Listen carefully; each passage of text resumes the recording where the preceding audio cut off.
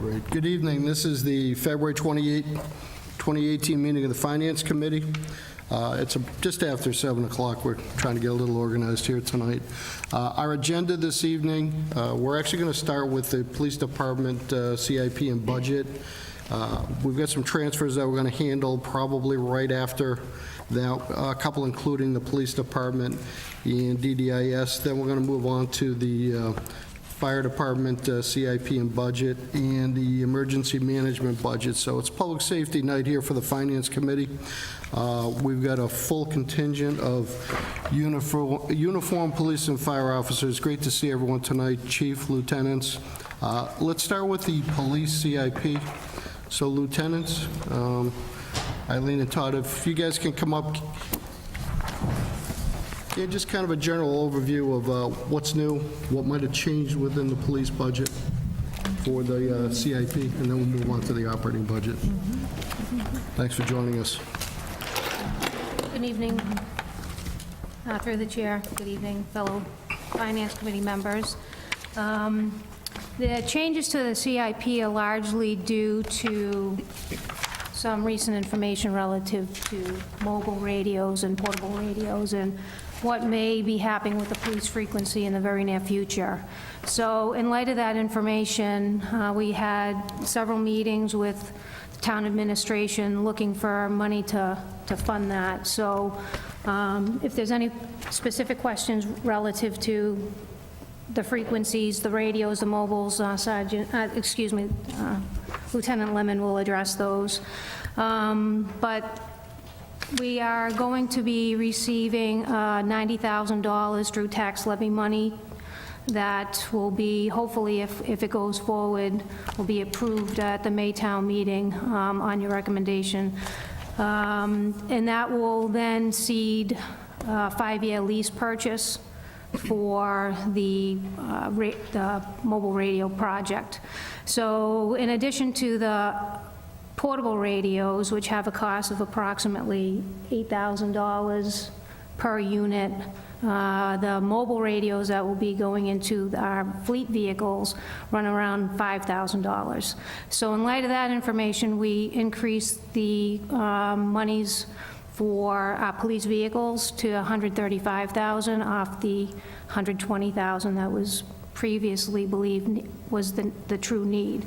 So those are the big changes with what was submitted for our CIP previously. The ballistic shields were included as far as the 5-year program previously submitted, as was the additional communication equipment.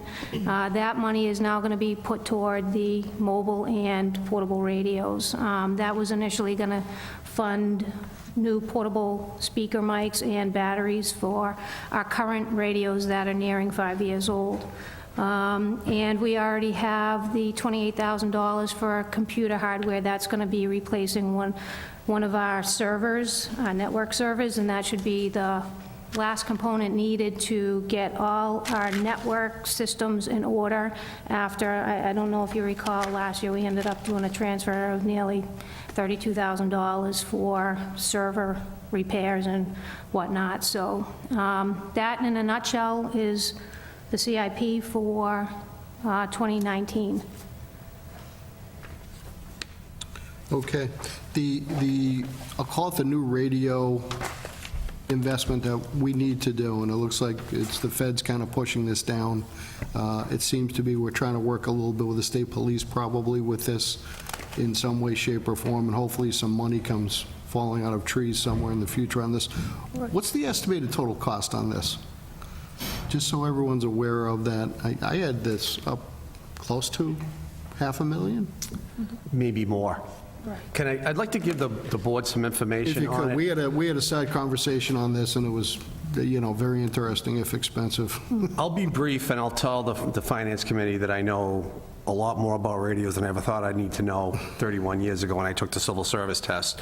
So late last summer, I learned that Auburn's frequency is in a spectrum called T-band, and Congress enacted a vote that essentially is replacing the T-band system, and and they're putting it up for public auction. So all the public safety agencies across the country that are in that T-band spectrum, and there's some other communities in Massachusetts, our frequency is essentially disappearing in 2023.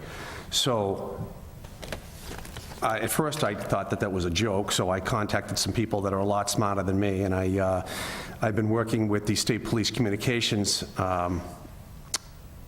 section, who've been very, very instrumental. There's one particular gentleman who is one of their head engineers, John Ruggiero, who kind of schooled me in it. So I will read a letter that was penned. I've met with the chief of police and Lieutenant Harrigan and the CFO and Julie Jacobson to kind of explain it, but essentially what I had to do was I had to reach out to the Undersecretary.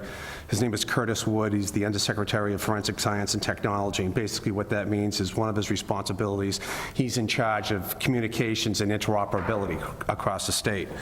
So the letter that was penned to Curtis Wood was essentially looking for his green light to work with the Mass State Police and their communications section to kind of jump on board. So we were going to accomplish two things that were key. One of which is to replace our system that's going away in 2023, and the second of which was to improve our interoperability. And what interoperability truly means for the Auburn Police Department, the best way to explain it is to give you an example. If we had a critical incident at the mall or some other place in town, which we'll call it, say we had a kidnapping in town, and we had to chase the bad guy that had the kidnapped individual in the vehicle, we essentially lose our communications at our town borders. Sometimes we can go a little bit further, and sometimes we don't. So the Mass State Police currently right now in Governor Baker's office is working to enhance the current state police system, which is an analog system that runs from Western Massachusetts all the way to Provincetown. It's an analog system. They don't have any more room on their particular system. So they're making infrastructure improvements to the tune of, I think the Undersecretary told me it was about $124 million to invest into that system to bring it up to speed and make it a digital system. And the Undersecretary actually called me back, after we sent the letter, and I appreciated that, and he gave us the green light, providing they get the funding for us to come on board and utilize that system.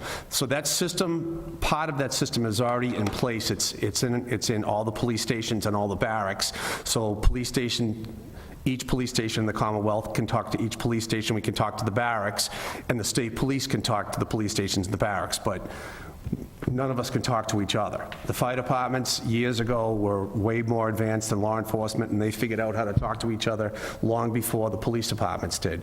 So that interoperability project is something that we're all trying to endeavor to get to across the state. So by making these changes, and that it's going to require a complete system upgrade for all of our hardware. The good news to it is once we make this change, although it's costly up front, we no longer need to rely on our repeaters and all of our hardware at our particular locations in town. I'm sure the Finance Committee is aware that the water department's moving those 2 water tanks, which is our secondary radio site in town. So when our primary system went down, which it did last year, we were forced to switch over to go to our secondary repeater system. All that infrastructure, once we migrate to the state police digital system, it's not even going to be necessary for us to use it. It may be some systems that CERT and some other functions of maybe the town hall, the DPW would be able to use those things. So that's essentially where we are. Our radio frequency is disappearing. We have to prepare for it by 2023, and all systems are go right now we have the answers. I knew when I went up and asked the CFO, we're probably going to need at least $500,000 to start it. We had to have some sort of an answer from the Commonwealth and from the Undersecretary to say, yes, you've got the green light. And assumably, Governor Baker gets voted in again, and all those undersecretaries stay in place, and all these projects move forward, we're in line to do this. So this is a big deal, and it's going to improve the safety of our police officers, and it's going to improve the safety of our citizens in town, if that explains any of it. Yeah, no, appreciate it, and I'm assuming this new system is not going to create any issues with the current system that we're using now. This will just be over and above, and then turn the switch some future year, and we have a better system. Exactly. So the way it's going to work is right now, we have standalone radio equipment that's in the cars, where we communicate to dispatch, dispatch communicates to us. If one of our officers has a critical incident where they're immediately involved in something serious, like a pursuit, like I gave you the example of the kidnapping or something like that, they can reach down for these radios that we're going to be purchasing and pick up a microphone, and we'll have communication across the Commonwealth. We'll have immediate communication with the state police, with all the barracks, with the police stations, and that is really the definition of interoperability. We can all speak with each other. Good, okay. Thanks, Lieutenant. Any questions on that particular system or any part of the CIP? Just a quick question as to how this is formatted. I know you added additional money in to make up for the radios and the cruisers, but why would we do that as, when you look at it, it looks like there was an increase in the cost of the, I know your note has, it's because of the radios, but radios from year to year and cruisers, you usually, We usually reuse them when we can, but the plan was to outfit these with the new radio as they come online and then catch up the rest of our fleet as funds became available. Additionally, there have been other increases in the cost for equipment to outfit these cruises. We're finding through the design change of the Explorer, some of our equipment isn't able to be transferred over, and we're finding that as we go. So this gives us a little bit of a buffer as far as the upfitting of the cruises as well. I guess it's just more the formatting of the note itself should be, two separate lines, so when you look back historically, you say, well, that increase or why there's a decrease for the following year in police vehicles, it was because we put an extra, however many thousand towards buying all brand-new radios. And I would assume in some of the out years that those numbers are going to be, They'll probably change, right, So- yes. that they won't go down. They will not go down. Be darn That's sure on pretty, that, so. yeah, pretty confident in that. Yeah, no, that's fine. And you said the units themselves are about 5,000? Correct. Which And makes I'm not sense on sure the that three there. includes the programming. There might be an additional fee for that, Okay. unless Lieutenant Lemon knows that. I don't know. They charge for everything. We've been very fortunate because we have a strong relationship Yeah. with the state police section. Their communications section worked very closely with us, both as a department and regionally, to help offset some of these costs. I've talked to people that are in the industry and in the field, and we should have a decent shelf life for the radios that we're purchasing. But it's like anything else. We all see how fast technology moves. We've given these examples at the police station. If you go back to your own homes, most of us don't have a piece of electronics that's older than 10 years because the technology changes and evolves so much.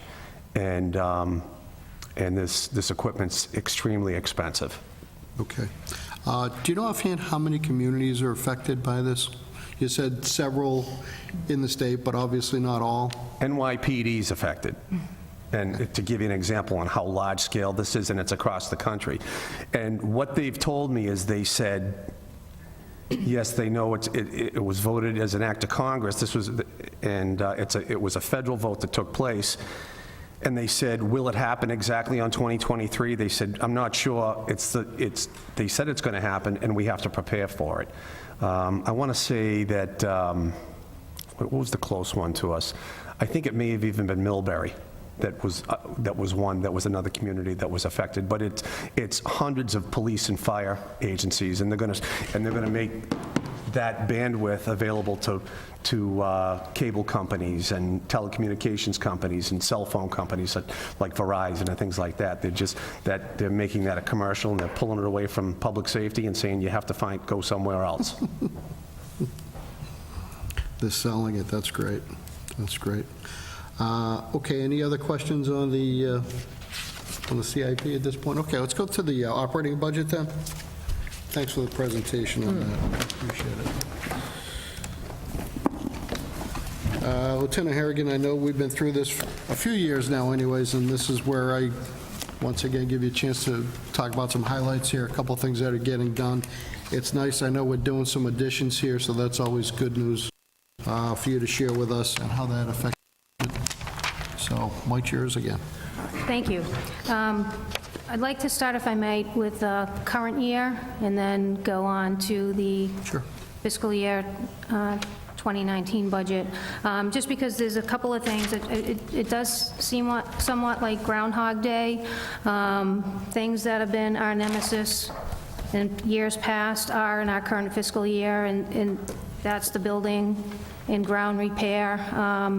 Later this evening, I'll be asking for a transfer for approximately $17,500 or so to make repairs to our chiller unit and boiler. The whole line item is $15,000. There are other things that come out of that. So that continues to be a volatile line item for us in this current year and years previous. So hopefully next year and in future years, we'll be able to address that. Additionally, overtime this year is going to be an issue. We've already spent over $200,000 in overtime, but we are receiving some monies back for IOD payments. So we're not bottomed out yet, but we will be in the coming weeks. And there are several things. It wasn't one issue that has led to this. The support grant that we get from the State Department, that totals roughly $46,000 a year. That mostly goes to fund all the dispatch overtime and gets us through the fiscal year, is gone as of the first week of January. So now all the dispatch overtime is coming out of our traditional line item to fund vacancies and overtime for leave time that comes up in dispatch. And that was due to an unforeseen personnel matter. That's what's driving the dispatch overtime. Additionally, we've had 2 officers out IOD for the entirety of the fiscal year, and it doesn't look like they'll be returning this fiscal year anyway. I believe one individual has put in for medical retirement, so that's pending, and the other officer is still recovering from an incident back in February of 2017. In addition to that, we've had 2 other officers out on extended leave that totaled approximately 22 weeks. On top of that, we had a sergeant who was out approximately 5 months on extended sick leave due to an injury that happened off the job. After that, we had another sergeant that went out for approximately 1 month that needed surgery. So these things were unforeseen. Unfortunately, it did require a lot of shifts to be filled with overtime. So we will be coming before you probably in coming weeks looking for transfers into our overtime budget. Court time is up there too. We've addressed that in our 19 budget. We've thrown $10,000 towards that to bring us more in line with what our true expenses are for court time. So we are taking steps to address the traditional deficits in overtime and court time in our 2019 budget. That's before you tonight for consideration. But it's not all bad news. We have some good news. We have 2 candidates that were hired off the civil service list that will be going to the State Police Municipal Academy starting April 2nd, and they're slated to graduate on September 14th. So they'll have 24 weeks of training and an additional, I think that comes out to like 920 hours of recruit level training, and then they'll come to us for 12 weeks of field training. So we're hoping that they'll be patrolling the streets of Auburn the second week of December. That's the goal anyway. So I think that's the good news. I do want to say that these aren't new positions to the police department. These are restored positions that I think they were open, not funded because of the Quinn issue way back when the state reneged on its reimbursement to the town. So when money was tight, those positions got eaten up by the Quinn bill incentive pay. But we're moving beyond that now, so hopefully these two guys will be out on the streets, like I said, in December, and that will help with, they won't be any good to us this fiscal year, but looking forward, that's a silver lining, I think, so we're happy about that. I think that summarizes where we currently stand in 18, and if you'd like to move on to 19, Sure. unless there are any questions with regard to anything that, I'll open that up. Kim? sure. Eileen, can you tell me what your staffing level is? Well, with the 19 budget, if it goes forward as submitted, for our sworn complement, will be up to 40, and that breaks out to 30 patrol officers, 7 sergeants, 2 lieutenants, and a chief. Okay. So is it roughly 10 POs per shift, or is it less than that? It's less than that, because not every police officer works a patrol shift. We have some in the DB, the school resource officer doesn't count towards the shift, So so how many people do you have, how many POs do you have on the street? that would bring us to, minus the admin people, 26. Okay, how many per shift? I think we like to put them out, I want to say days 6 to 7, eves same, and midnights usually 6. So we'll have to see what the day off rotation looks like, and I hesitate to give an answer to that right now because there's so many balls in the air with the retirements of people, no one's committed to paper yet, but there's a possibility that we'll be seeing another officer retire in July.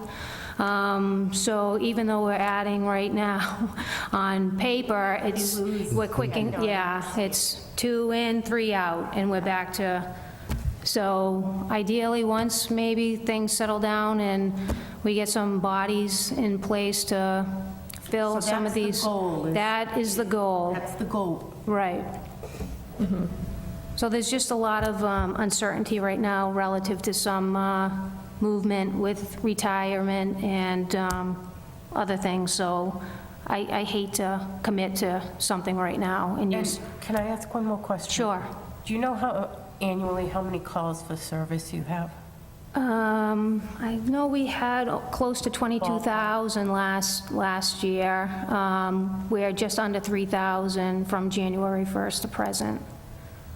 Thanks. Sure. All set? Okay. Good. So moving to the 19 proposed budget here, if you want to just quickly go over some highlights of that. Sure. So it represents an increase of approximately $236.54 over current year. It does reflect the increase of $50,000 into our overtime account, so we're hoping to get that up from $200,000 to $250,000. In addition to that, it provides for an increase of $10,000 to our court line item. That brings it more in line with our 3-year average. So hopefully that will be a good indicator going forward as to what our true need in court is going to be. That may go up in coming years based on the demographics of the PD. So I think that's a good starting point after having it level funded for so many years and I guess having it back into that from our patrol salary account for transfer. It provides for 2 additional positions, the patrol officer position that I alluded to earlier. That will be a new position that's added to the department post the 2.5 override back, I think that was in 2006 or so. And it also includes a full-time communication center director. So those are 2 new positions that will be added to the 19 budget that we don't presently have. For budgetary purposes, the patrol position was funded at top step with a master's degree to give us some flexibility in hiring. That was totally strategic. So the impact to the budget as a result of the new positions totals $158,005, with the remainder of approximately $78,000 due to court and contractual increases and other negotiated collective bargaining issues. So that highlights the changes to, from 18 to 19. Okay. Okay. Let me open it up, open up to some questions. Kim, go ahead. Okay, Eileen, who's Yeah. currently filling, you're looking to add a communications director. Who fills that function now? There's nobody on the town side that fills this. This is going to be a new position that was requested by both police and fire chiefs. So if you have any questions specific to that position, I'm sure either one of them would be happy to answer it. Okay, I want kind of a justification for Okay. a $70,000 position. Basically, Chief Coleman and I got together and discussed problems and issues that were going on with communications.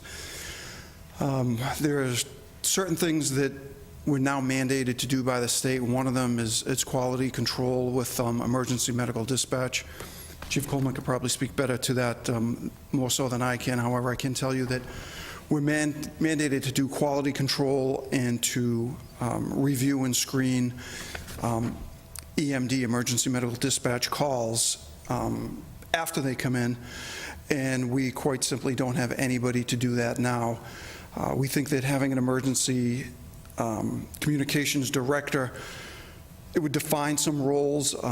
The person would report to both he and I, where right now we have like a senior dispatcher. It's not really a director's position. It's not really anyone that has any authority to oversee communications and make decisions on a daily basis and do that quality control that we're mandated to do by the state with request to EMD dispatch. Okay, so it's more fire functions than it is police functions? It's more so on the EMS side with respect to that, yes. But it would also be somebody that would oversee the communications facility for both police and fire. Steve? Thank you, Mr. Chairman. Just to elaborate a little further, an answer to your earlier question, combined between police and fire, the communications center is dispatching about 30,000 calls a year between police and fire. And currently, there's 10 full-time employees within dispatch, and then there's really no set amount of part-time employees. There's a few now. They're in the process of hiring some additionals, but we've had as many as up to 5 or 6 part-time employees. And there's no supervision within the communication center. There is no true supervisor. The lead dispatcher is responsible for the schedule, correct? The lead dispatcher is responsible for scheduling the dispatchers. But other than that, any issues, whether it comes to discipline, investigation, that's all doled off to the junior midnight sergeant, which is not uncommon for most police departments to do that. That's who gets that role. And all junior midnight sergeants all have the same thing in common. They can't wait until they're no longer the junior midnight sergeant, so they don't have to be in charge of communications. So in conversations with Chief Lucas and I, and again, there's some other issues that we're really not at liberty to speak about publicly tonight, but communications as a whole, it's such a vital part of the public safety operation for both. And the reality is it just doesn't have the level of direction and supervision that it should. So this position that's being proposed, it's budgeted at $70,000. Our plan is to advertise it between $65,000 and $70,000 and then pay according to experience. This would be a Monday through Friday position managing the communication center. The schedule, policies and procedures, radio infrastructure, everything that encompasses communications would fall under this director's position. We've been working very hard over the last year.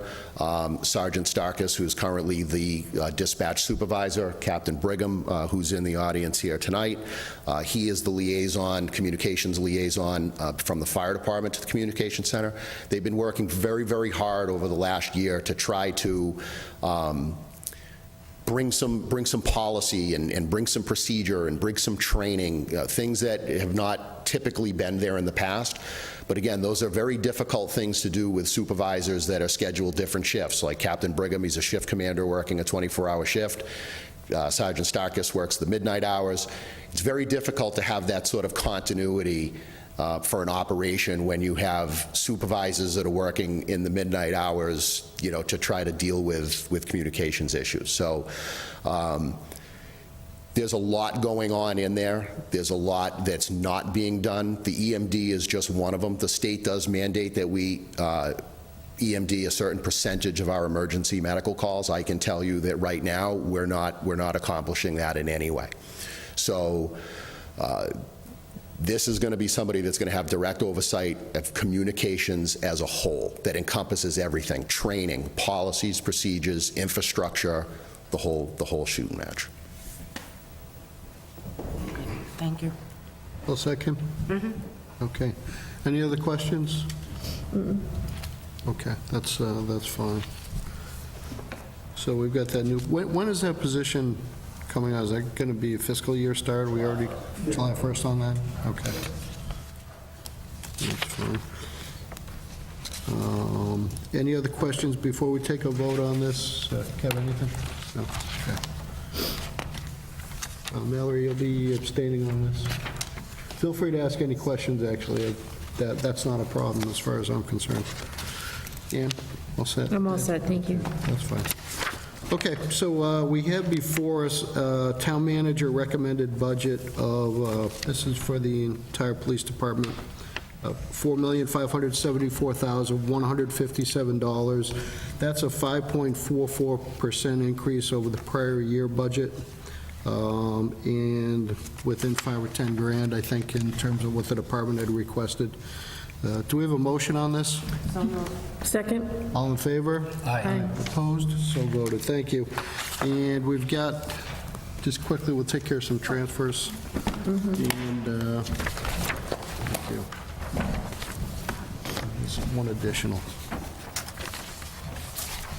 All right. So we've got, this will be a total of 4 transfers. The first 2 that I'm looking at, this is a transfer to training. This is for the new hires, and the amount requested is $6,000. This is from the patrolman account.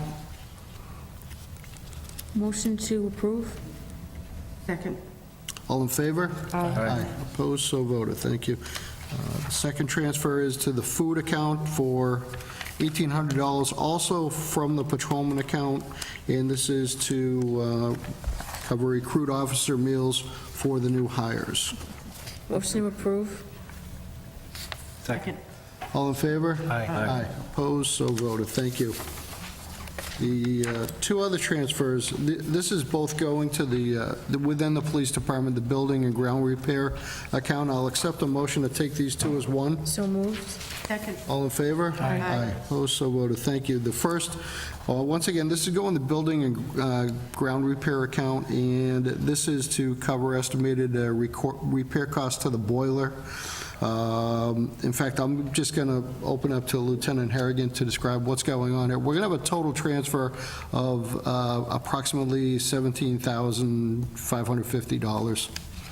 All right, I'll start with the chiller repair, and that's the $10,521 transfer I'm looking for. As I understand it, I'm not an HVAC person, but essentially what happened is when we had that cold snap in January, something on the chiller unit described as an air circulator scoop cracked, and we were losing water and, more importantly, glycol out of the system unbeknownst to us. It wasn't until we had ice dam buildup on the chiller unit that somebody said, hey, I wonder what's going on out there. So the HVAC company came and investigated and found the leak. Unfortunately, as a result of that, we lost all the glycol from the system, and that's under the materials and under the reason given for transfer, that alone represented almost $4,000 just in materials to get the glycol, I guess it's antifreeze, back into the system. So in addition to there was a pump that needed to be rebuilt in addition to that, and then the labor. So that was the total cost to repair the chiller unit this past couple months. It's been crazy. I didn't know there was any water going out to the chiller, to be honest with you. But I guess our system is a closed-loop system, but there's no way to isolate that chiller in the winter. And unfortunately, with the cold weather we had for that 2 weeks, this is the result of that. And shortly thereafter, in the boiler room, there was a puddle on the floor, and upon investigation, we found another cracked section of our boiler. I don't know, some people were on the Finance Committee maybe back about 11 years or so ago when we had a similar circumstance. So the $7,025 for that repair included removing the section of boiler that was cracked and replacing it with a new factory section. So this has been ongoing for the last 2 days now. So we've been without heat. Thankfully, it's been mild during the day, but it was a little chilly last night. So we hope to have that back up and running by tomorrow. Good. And I will add that I had asked the CFO if we had any third-party look at this, as Joe Fahey, which is our resident HVAC guy from the school department, he was involved in this too. And He's been involved before when we've had Right. issues to come and look at things, and not ideal, but it is what it is, unfortunately, so. Okay. So what we have here is a total of, if my math is correct, $17,546 in transfers. This will, as far as you know, completely cover us in terms of outstanding? Yes, 2 that's days. what I was told. Tomorrow's another day. Right, tomorrow's another day. When I met with the repair guys this afternoon, they didn't indicate that there was any glycol issue, but I don't know if they have to check the pressure once they get the boiler up and running and operating at the desired pressure, if then they'll find that there's an issue, but as far as I know, sitting before you tonight, this should cover it. Okay, good. Motion to approve? We have a, Do you have a question? One question. So is this repair to restore it to the previous state, not add any improvements to prevent this from happening again? Correct. Okay. Did you look into any sort of prevention? There were discussions about it, but it was cost prohibitive, and with the uncertainty of what may be coming down the pike as far as the public safety facility review, I don't think there was a real appetite to put any more money than necessary at it, as it stands right now. But that certainly could change. Thank you. Sure. Yeah, Kevin? did Joe being the school guy, did he give you any indication, do other buildings in town have sort of fault sensors that alert them to systems that aren't working properly that should have been part of this system, and going forward, we would want those type of, I know your HVAC is not your specialty. Yeah, not that, I don't think that specific question was posed, but not that I'm aware of. We can certainly, It's similar to Mallory's, you don't want Right. to spend the money, you just don't want next year to have another cold snap and be like, right, "No, that same line Yeah, froze and we're back sometimes to like a glycol leak sensor. right. I'll have to check the chiller and say, what's all that ice over there for? It's like, I don't know. You would think That's that the there'd be eyeball something. method, I guess, right? Right, Yeah. unfortunately. And I guess we've been sort of lucky, because the last time all this related stuff happened, it was really bad, and it was quite a few years ago, actually. Yes, it was quite a few. It seems like every year there's one major thing, one component, whether it's the chiller or the boiler, that seems to set us back. And if it's not HVAC, it's the elevator, it's the sprinklers, it's always something building related. And unfortunately, you don't know it until it happens, so Right. And I'll let the committee know that I've had a couple of discussions with the CFO. In some way, we can maybe come this fall, if there are available dollars in the free cash that's available, that we put a small piece aside. So we're not doing these kind of transfers here. We have something set up for that, which we'll all be discussing and what makes sense in terms of putting a piece of money aside. Because I think we're going to be nursing this system for the next at least few years Several until years we, anyways. until we move that forward. That's my guess. Okay. Any other questions? Ian's made a motion to approve. Second. All in favor? Aye. Aye, opposed, so voted. Thank you. That's it. We're done. Well, I just want to, one other comment I'd like to make relative to the new hires. We're just receiving information relative to their equipment costs and what they're going to need for the academy, so we may be coming back before you for additional transfers for that, but hopefully that'll be it, that and the overtime to get us through. So I just wanted to mention that. Okay, and that'll be coming out of current operating budget. That's our goal, yes. Okay, great. Okay. Thank you very much. Thank you. And good to see you. Mr. Chair, Yep. just briefly, I'd like to thank the lieutenant, the two lieutenants and the chief. I've always been a proponent of hiring off the list, and I'm, very pleased to see residents and new kids going through the academy. So, Yeah, both town residents, both former military, so I think, actually, one's still active, so I think it'll be a good fit. Good. Thanks. Great, good luck with that. Thank you. Thank you. Chief, good to see you. Lieutenants, great to see you. Okay, what I'd like to do then, our DDIS director has been very patient in the back there. Darlene, if you could come on up, we're going to take care of your one transfer quickly and get you hopefully home or somewhere more fun. Thank you. So this transfer is within DDIS. This is going to planning and miscellaneous supplies. We're getting floored with a $500 request. This is from the Economic Development Coordinator salary, a startup equipment needed for the new position. So we're basically using a piece of salary that we hadn't quite tapped into yet to get some staples and stuff like that going, right? That's right. So the Economic Development Coordinator is started officially in February, so we have a little bit of buffer there, and we're just want to get her set up with a computer and supplies and so forth. So that is the reason for the transfer. And we have already gotten quotes. I think we're able to reuse some of the equipment that we already have, which is really beneficial. So this is a quote that we got through IT, so I think this should cover it. Good. That's great. And whatever her or that position's needs are for the next year's budget, I know we won't see you for another week or two on that. That's already fully loaded, assuming Yeah, she's so in place. we have built a budget, and I reviewed it with Julie and Ed, and we think we have the needs at least plugged in for what we're expecting. Good. Great. Any questions? Motion to approve? Second. All in favor? Aye. Opposed, so voted. Thank you. Thank you Good so to see much. you. Thank you Thanks for taking coming. me. Thank you.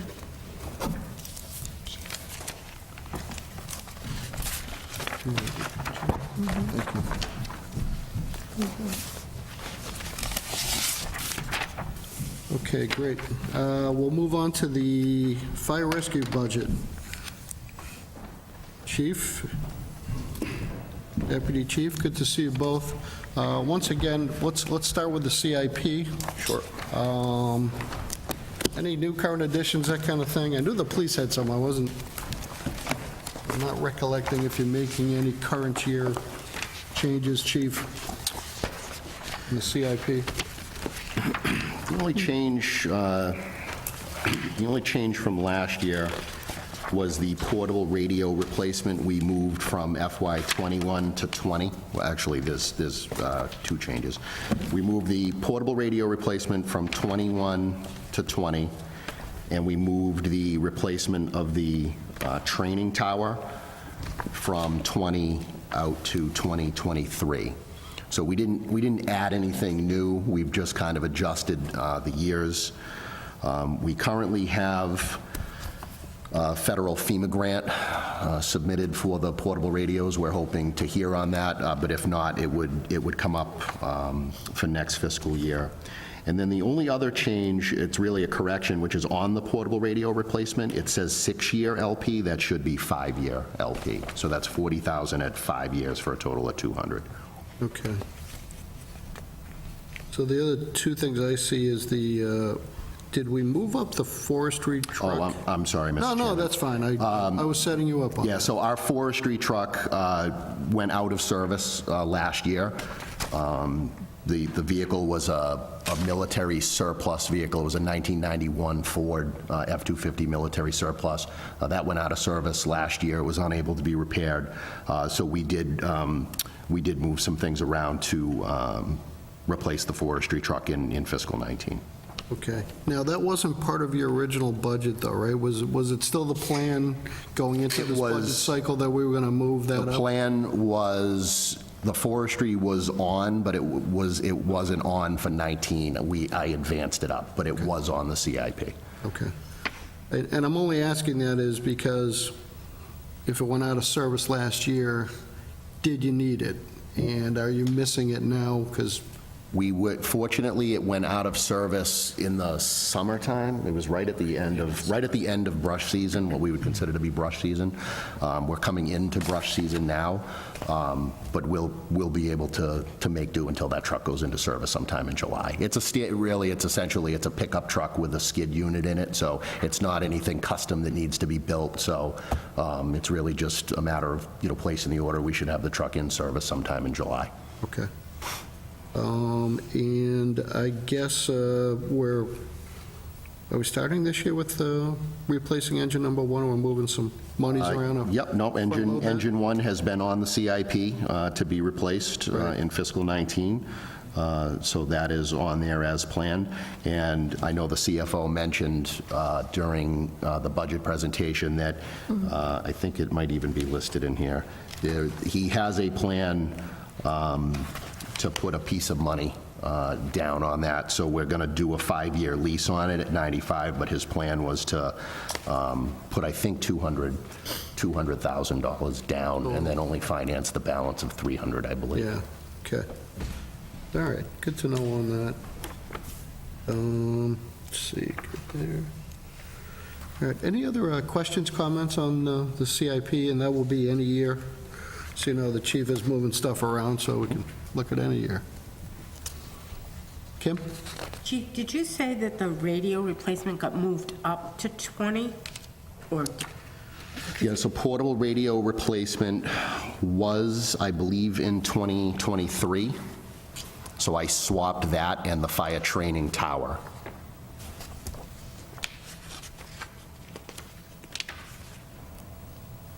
because it's showing us 22 and 23.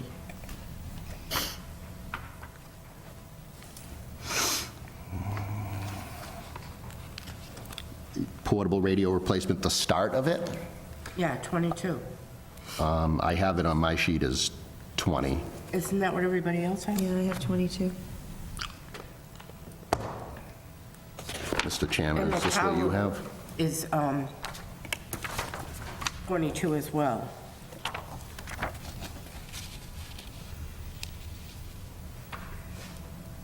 No, we definitely have a different version.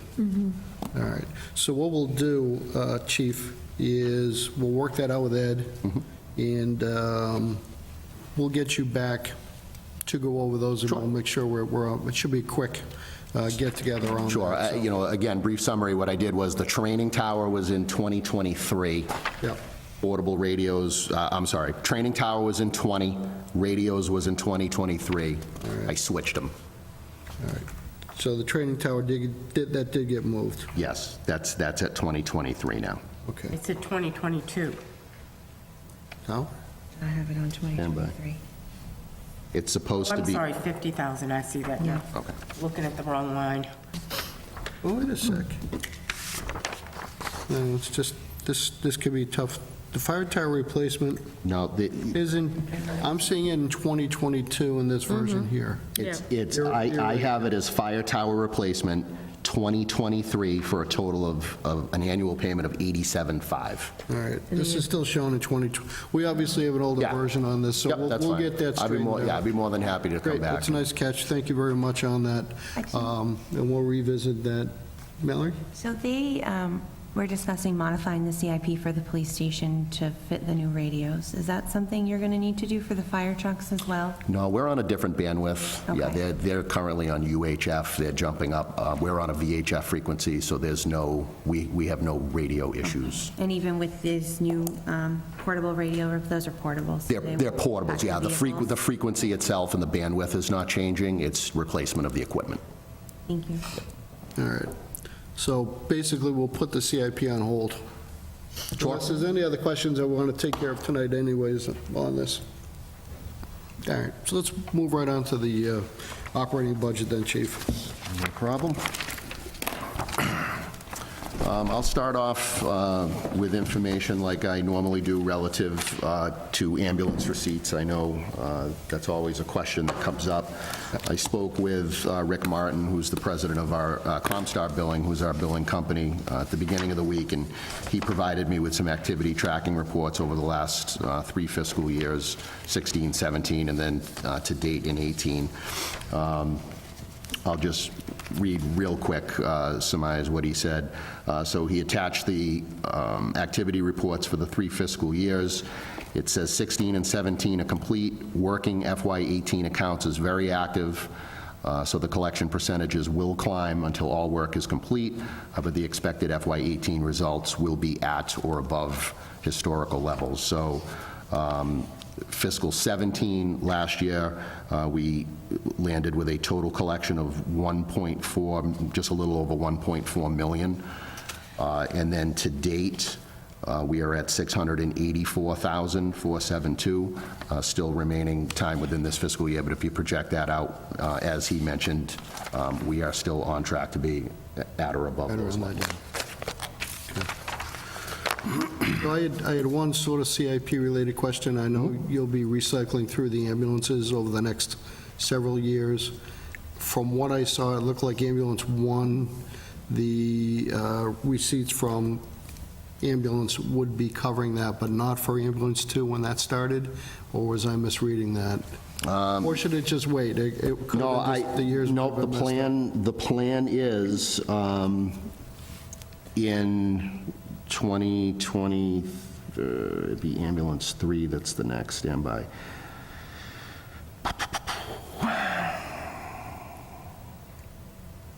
And It's next, I think it's 21. 21. But the plan is for the purchase of that ambulance to come from ambulance receipts like we did ambulance 1. Okay, good. And I only bring this up as just a reminder to everyone that's watching, that these ambulance receipts, they do basically cover a certain percentage of ambulance-related operating budget and CIP. So the ambulances that are running around town, at this point, are we 100% covering them in terms of purchases now? So, Or is that yes, the all intent? EMS, so the ambulance receipts are covering 10 positions, including benefit, salaries and benefits. It covers the medical supplies account. Right. And for the first time last year, when we purchased ambulance 1, we were able to pay cash for the vehicle out of ambulance receipts, so it wasn't done on a lease purchase. And we're on track to do that again with the next ambulance, not this year, I think it's next year. Great. And I only say that because anyone, especially town meeting members, picking this up like they do only a couple of times a year, that's nearly impossible for them to see, and to see where those receipts are getting spread back into the budgets and covering really a heck of a lot of what they're doing. So just, that's kind of an underline on that.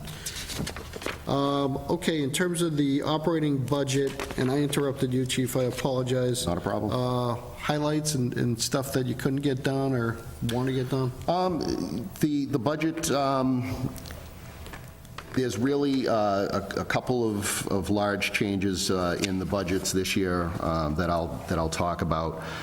The first is the restoration of the second fire inspector position, which went away in 2003 when then Captain Bill Cusson retired. Him and Lieutenant Steve Anderson were both full-time in that division. We always had 2 full-time people in that division, and when Captain Cusson retired, that position went away because there were other operational changes taking place at that same time. We were going 24 hours. We were assuming EMS, so that position didn't get filled. So over the years, it's always been my desire to restore that second inspector position. When there were 2 full-time inspectors in there, the way that we set it up was one inspector dealt with the commercial side of the house, and the other inspector dealt with the residential side of the house. Smoke, carbon monoxide, oil burner, underground storage tanks, all of those things that revolve around the residential side. You know, an unfortunate consequence of the loss of that position back in 2003 is that we had to take the residential side of the house and we had to put that responsibility onto the shift officers. So that became part of their sort of normal day-to-day.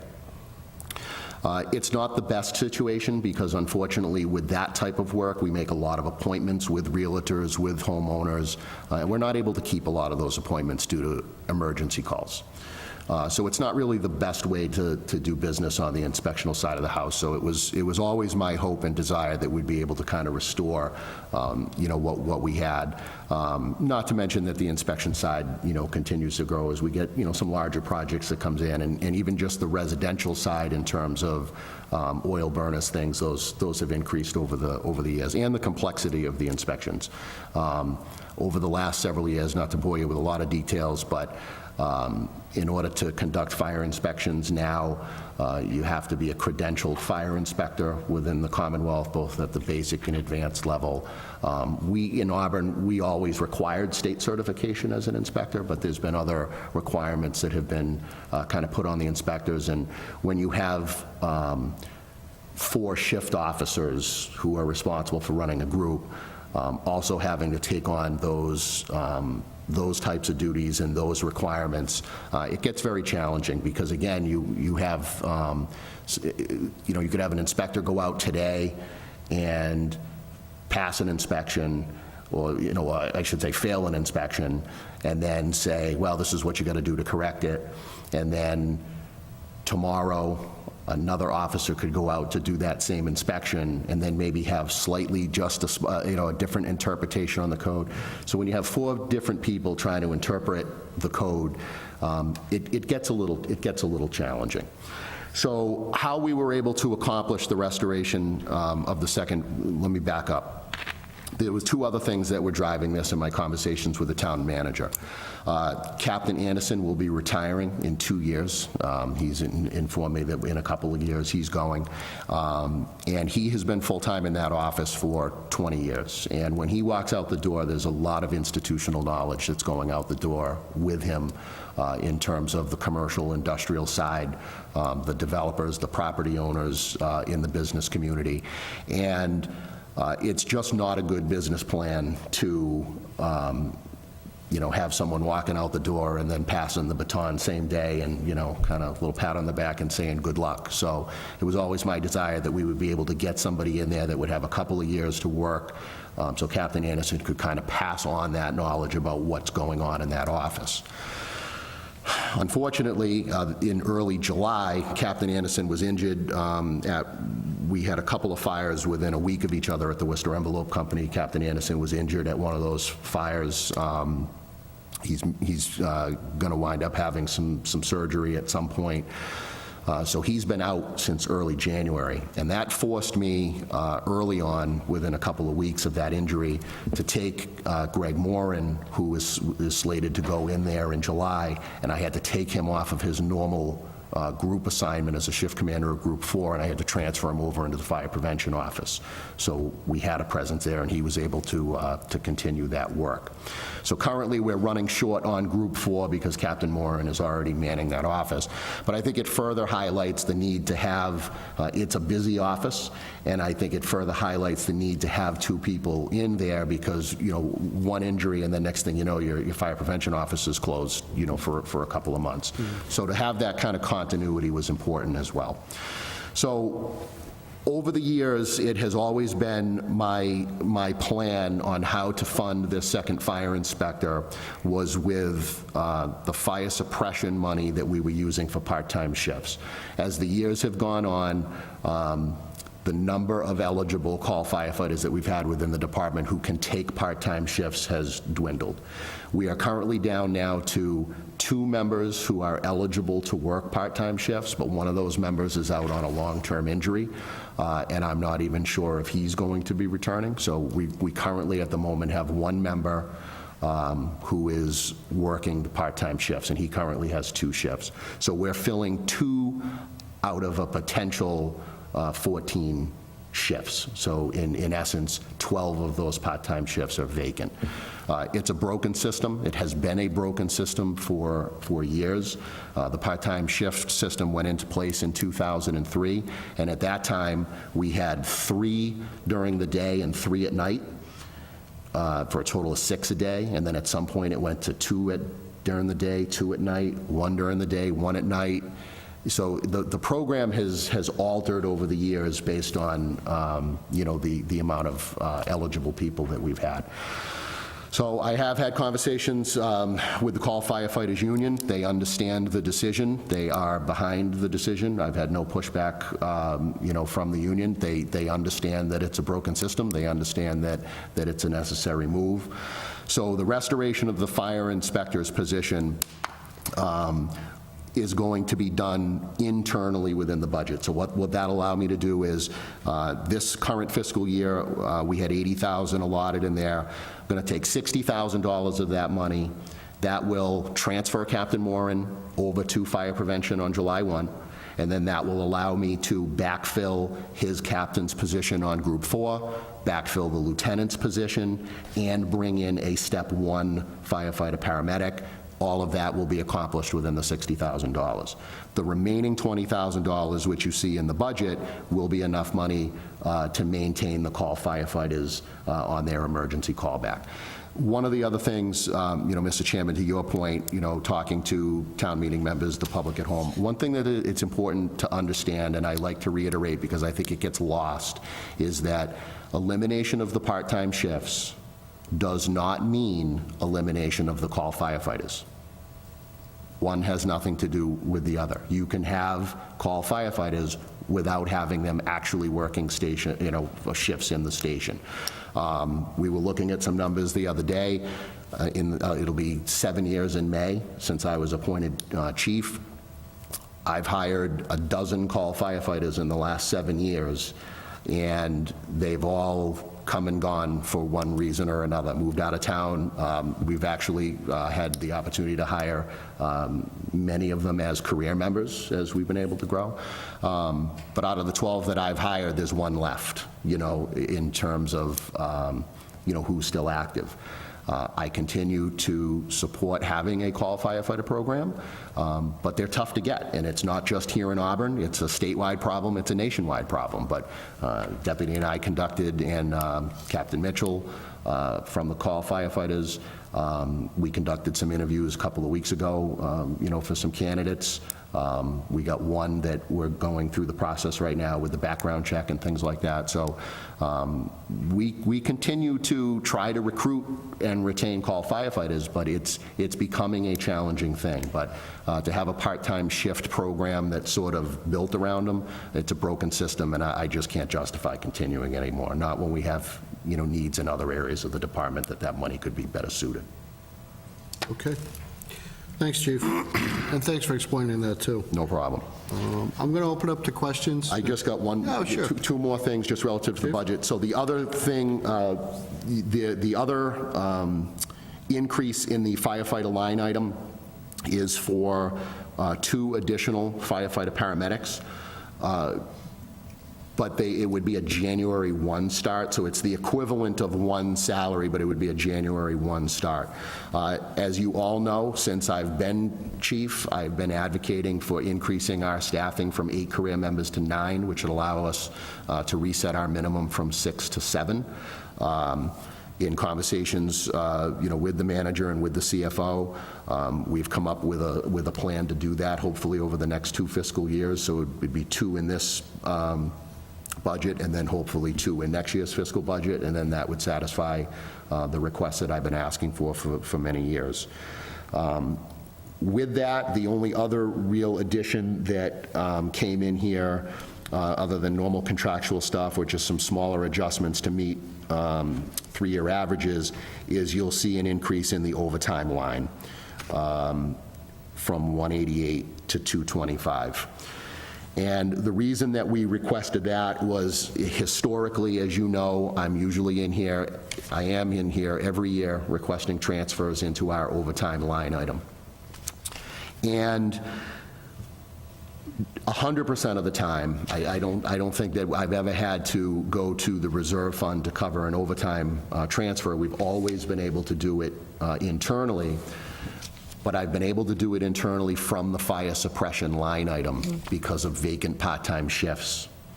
With those part-time shifts going away and that money being utilized elsewhere, that excess money within the budget for overtime is not going to be there. I presented some information to the CFO. I'll be happy to share it in greater detail if anybody has any questions, but I shared some information with the CFO, just not only on our historical trends for overtime, but a little snapshot of what 6 or 7 other communities around us with similar size organizations, similar, and again, for the purpose of this overtime survey, we really didn't have to get too crazy in terms of, call volume, things like that, because that wasn't really the intent. The intent was, what do you have for staffing, what do you have for your minimums? Because it really doesn't matter call volume-wise, it's what are you trying to maintain?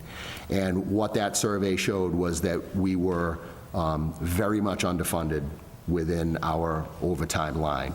And even at this request of 225, which I think is conservative, I want to say the average was somewhere around 250, and I even made a comment to the chairman, last week, and I made it to the CFO. I'm not sitting here right now telling you that I need 250, because one, I don't think I need 250, but I also don't have enough data to back that up yet, because this is not the best year for us to look at what our overtime trends were. Last July 1, between July and August, we put on a total of 6 new members between retirements and the schedule change and things like that. We had 4 members attend the fire academy. We had, we had to beef up some shifts that we normally wouldn't have beefed up because they were doing their field training time. So this is not the fiscal year to look at as far as overtime and then use that as a historical perspective on what I think we're going to need. I'm going to come to you at some point. I had sent that email to the chairman that I know he shared with you. I expect my overtime shortfall to be probably as much as $40,000 this year. That's more than it usually has been in previous fiscal years because of the reasons that I just stated. So to sit here right now and look at the survey that I put together, although I think valid to show that the overtime line item is underfunded, I'm not going to sit here and say that I should even be at what the average is, because I don't know. I think we need another year or two working at full staff with what our new complement's going to be. Again, looking at what our increases in call volume have been. Just in the past 10 years, we've had close to a 20% increase in our call volume. It's growing by about 2% a year. We finished calendar 2017 with our busiest year on record again for the 3rd year in a row. Based on those trends, I can't sit here and say that there's any signs of that slowing down, but all of those things have contributing factors into our overtime. So I think 225 is it's a good number to start with, just knowing that that suppression money is not going to be there for transfers, and I think it's a conservative number for us to look at for another fiscal year until we have some better information, maybe moving forward into next year's budget. So I think it's a realistic, conservative number. Great, thanks, Chief. And yeah, we had a good conversation on that. We'd rather this budget be as real as possible based on empirical data, so we'll see where this goes. and that's why we have a couple of reserve accounts, in case we run into any issues. I'll open this up to questions. Kim? Okay, first off, your budget shows 200,000 in overtime, not 225. We got it revised last week.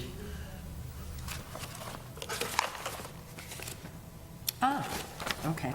Right. The offset was from, I believe, ambulance receipts. Yes, the additional $25,000 is coming from ambulance receipts, so it's not an additional on the levy. Okay, I'm going to ask you the same thing I asked the police chief. What's your staffing level? I know one chief, one deputy. How many captains? How many? So, and again, that's gonna change in the next couple of years, but I'll let you know what that plan is. So we have a chief, a deputy, we have a fire prevention captain, and then we have 4 shift captains who serve as shift commanders, and then 4 lieutenants. So there's a captain and a lieutenant on each group. The captain works out of headquarters, the lieutenant works out of West Street. And we always have a supervisor on duty. So if the captain's on vacation, the lieutenant's not, and vice versa. And if for whatever reason, we were only working one shift officer, and then that officer fell injured or ill or something like that, we would fill the overtime with a supervisor. So we have a supervisor on 24/7. So when Captain Moran gets transferred into fire prevention, there'll be, for a short period of time, 2 captains in that office, because I'm not gonna demote Captain Moran for a short period of time, and then when Captain Anderson leaves, promote him back. But my plan, the long-term plan is when Captain Anderson leaves, Captain Moran will take over as the head of that division, and then that position will be backfilled with an inspector. So whether it's a firefighter, a lieutenant, or a captain, regardless of who bids for that position, that will come with a fixed salary and a new inspector title. So there'll be a captain and an inspector in that division. Okay, and how many firefighters do you have? 6 per shift. Full-time? 8 per group. So 24? 20, no, I'm sorry. 32? We have six firefighters and 2 officers per group. And this- Total, you asking total members or firefighters? Total firefighters, full-time? 33. Rank of firefighter? I think you're adding in supervisors in there.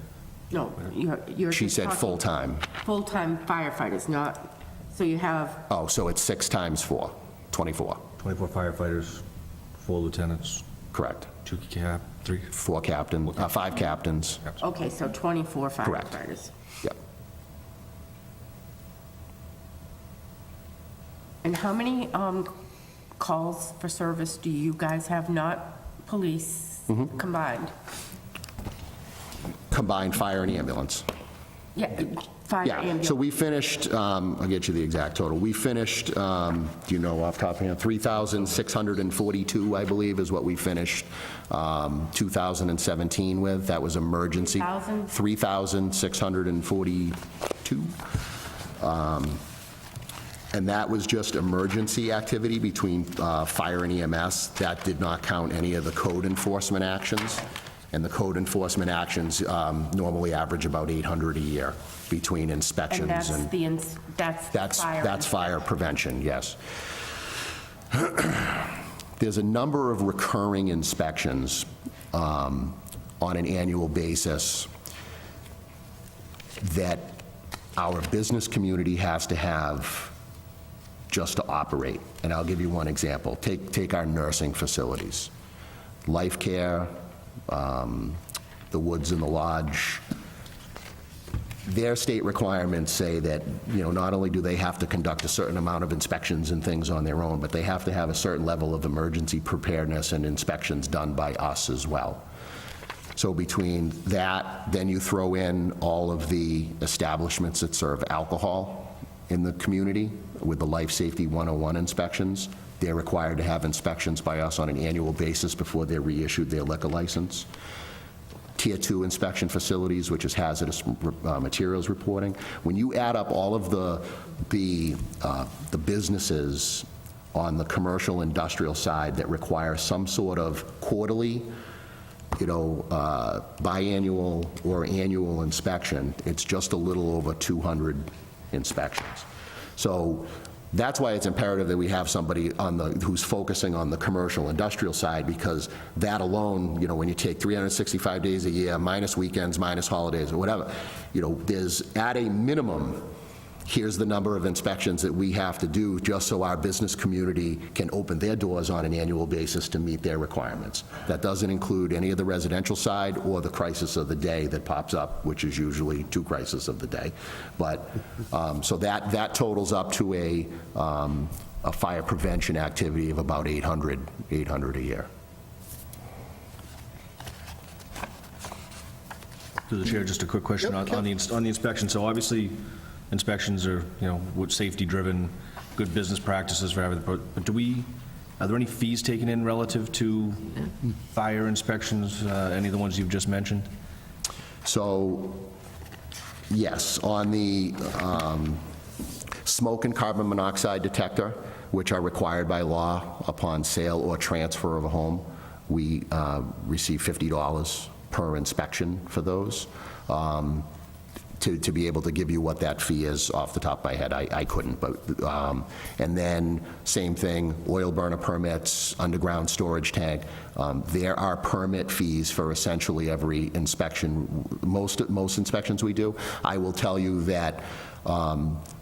Like the 110 life safety inspections for all the alcohol facilities, the life care quarterlies, there are no fees. There are no fees for those. I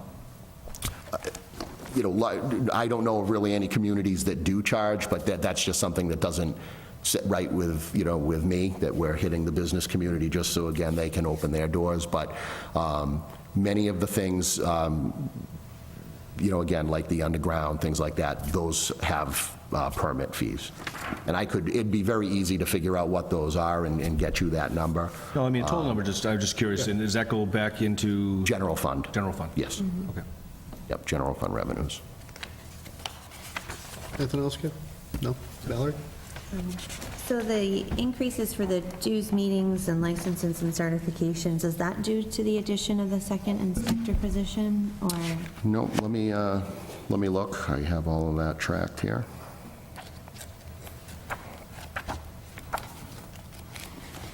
Gotta get some tabs for these things.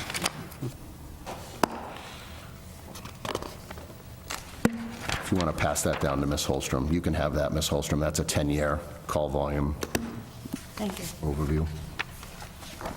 I'd be more than happy to share that with anybody else that is interested. And while you're looking for that, the dues meetings, the budget's flat versus last year, so question is still, is that volume, that expense up? Oh, yeah, sorry. No, that's fine. It's up considerably over prior years, so we should ask that last year. I don't think we did. I don't recollect that one. Okay, so under dues and meetings, what happens here is some of this is driven by, so if I add up everything that's under my dues and meetings category, it totals $7,285. That's if we attend, if the deputy and I attend every state chiefs meeting that we're budgeted for, every district chiefs meeting that we're budgeted for. That typically doesn't happen over the course of the year. Okay. So when you look at what the 3-year averages were, it's because we either didn't attend something or like our professional development is in there. I offer typically all of my supervisors to go to certain professional development. If they can't go to as much this year, then we'll spend less in that account. But when you tally up everything that is under that category, that's where you get the budget line. But if it falls short, it's because we didn't attend. Okay. Yeah, my guess is with the deputy chief getting to that position last year, that's probably why we bumped it up last year. Much more of an opportunity. Yeah, I can tell you that our fire chief dues, the Fire Chiefs Association of Mass dues did go up this year, as well as, oh, and here's the other thing, and this is something we can certainly talk about. Here's the other reason why that went up over previous fiscal years. A couple of fiscal years ago, the Finance Committee approved an additional $3,000 for special operations, so it right here, special operations, $3,000. And for whatever reason, that sits in dues and meetings. So that was an expense that the Finance Committee, I want to say 2 years ago, approved that request, but it sits in that line, and it really could be pulled out of there and put somewhere else. It's more of an operational need because 1,500 supports the tech team, 1,500 supports the dive team. So it's not necessarily a dues and meetings type category, but that's also a reason why that did take a jump, was because the Finance Committee did authorize that additional special ops money, but I don't remember approving that thing. that... All right, we got to relook at that. Go to the tape. That's what the fall town meeting's for. We'll fix that right up. All right, thanks, Chief. Through the chair, just, so, Chief, you're asking or hoping to get an additional firefighter per, or two 2 in January. in January? Correct. The goal being to get additional personnel on each group. Correct. But that's not going to increase your minimum staffing, is that correct? So in theory, this could help with some of the overtime costs? It's not going to help with the overtime costs. With 2 coming on in January, 2 groups will be at 9, 2 groups will still be at 8. The minimum is still going to be to allow 2 off. So when we get to 9 and we allow 2 people off, our new minimum will be 7 instead of 6. So we're still going to be funding the same number of overtime hours in the course of a year. It's just when we do that, we're going to have an additional body on the shift, one more body on the shift than we do today. So none of this is designed to reduce overtime. It's a very difficult thing to do in our department. It's a labor-intensive department. It takes bodies to do what we do. So this goal to add an extra person to a shift is really to provide better coverage and flexibility in our ability to respond during the shift versus reduce overtime. But if that, so you said if 2 had given the day off, 2 were given vacation day, personal day, and a third calls in sick for that shift, We'd fill to 7. You'd fill to 7? Yes, because we want to set the new minimum at 7. It's essentially what we're, the same thing we're doing today. We're at 8, we allow 2 off to work at 6. We're going to be at 9, allow 2 off to work at 7. So essentially, we're doing the same thing. We're upping our minimum staffing by 1. Okay. Good? Okay. Any other questions, Mallory? Through the chair, you have an, I guess, unfunded medical director line item? And I'm just wondering if that's a placeholder? No,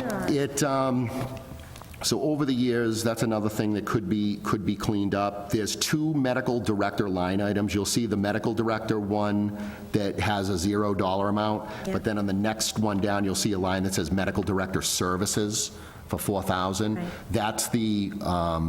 That is the salary for our medical director out of UMass Hospital. Okay.